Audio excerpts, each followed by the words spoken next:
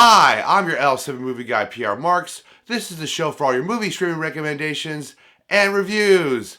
Let's get started. First up we have is Zootopia 2. This is a sequel to the 2016 film that was released in November 2025. Continuing the story of Judy Hopps and Nick Wilde as they investigate a new mystery involving a reptile named Gary the Snake, while testing their partnership as they uncover new parts of the city. Let's ride, partner. So, right off the bat, I have to say that I'm a fan of the first film for all its fun humor / detective story with its animation world populated by animal characters. And couldn't wait to jump back into the Zootopia world after I knew it was available to watch on streaming. I just can't wait any longer. That's because I just knew in my gut that if this was anything close to being extremely enjoyable like its predecessor, then I was for sure totally gonna have a fun time. Oh yeah!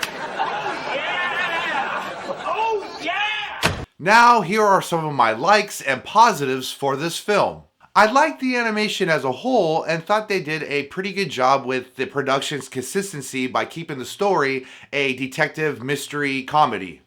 That's good. That's very good. Speaking of comedy, I have to say they did a fairly good job of making me laugh out loud here and there, while cleverly adding jokes in there involving adult humor, but appropriate enough for kids. Also too, I couldn't help but notice how many times they've referenced other classic movies in certain scenes for this film. Like for example, in a certain scene, they paid homage to the film The Shining, which was absolutely amazing to watch. But what was really impressive was actually all the action sequences and how tight they were and kept a momentum with plenty of thrills, twists, and turns. Lastly, for my likes, I have to say that all the voice acting did an absolutely incredible job of fitting into their animal characters, as well as showcasing their behavioral patterns, unique capabilities, and physical while behavioral comedy. When I grow up, I want to stick my head through a circle at the beginning of movies and roar. What's up now, bitches? Now for the negatives and dislikes for this film, which I have to say they are very few, or very much more minor nitpicks. The first thing I noticed when watching this one was the sweet positive message. Even though it worked, just felt a little typical and generic for a Disney film. Of course it is. Which didn't really revolutionize the wheel when it comes to new thoughts or emotions. Also too, when it comes to the story and its generic way of pacing, just felt very cat-mouse chase moments, then take a break to have dialogue discussion, to explain exposition, as well as backstory that oddly felt repetitive. Just to only make sure that we're paying attention and following along properly to the overall plot. Welcome back, dum-dum. And there was this one scene involving Gary the Snake giving this monologue, hopeful, inspirational speech to revive Judy the Bunny while she was down to keep fighting the good fight that just didn't really work for me. That's because it had this magical moment sequence and you think something's going to happen, but nothing happens from it. She's still down and out for the count. Live! Damn it, live! Lastly, I have to say the third act definitely dragged on a bit too long because once I thought it was over, it just kept on going. And that's because it was trying to set up a third movie, which, let's be honest, they don't really need to do that. We know it's part of a franchise now and they're gonna do it anyways.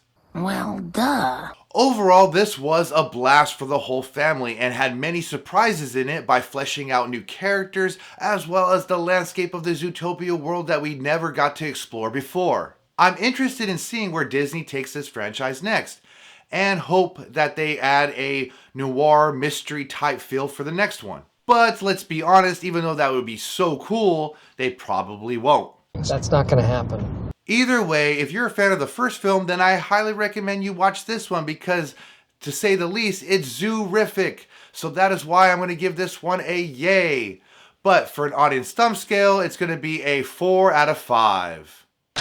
Last up we have is Bunny. This is a crime comedy film directed by Ben Jacobson about two best friends that live in a East Village tenement, who must hide a dead body with the help of eccentric neighbors as police start closing in. It's the cops! Run!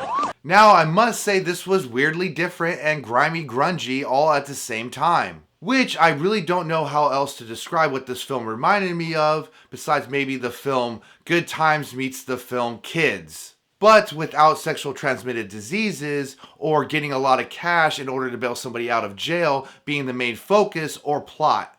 Wow.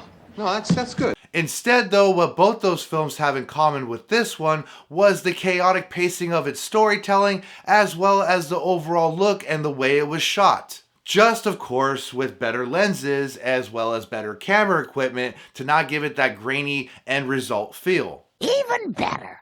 That ultimately was a very guerrilla-style brand of filmmaking for this production that is purely driven by odd characters constantly moving around and their dialogue that felt very jumpy between them. So with that being said, here are some of my positives and likes for this film.